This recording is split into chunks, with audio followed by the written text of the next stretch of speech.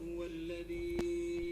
أنزل من السماء ماء فأخرجنا به نبات كل شيء فأخرجنا منه خضرا نخرج منه حبا متراكبا ومن النخل من طلعها قنوان دانية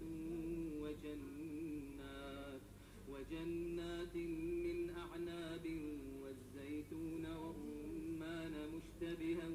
وغير متشابه انظروا إلى ثمره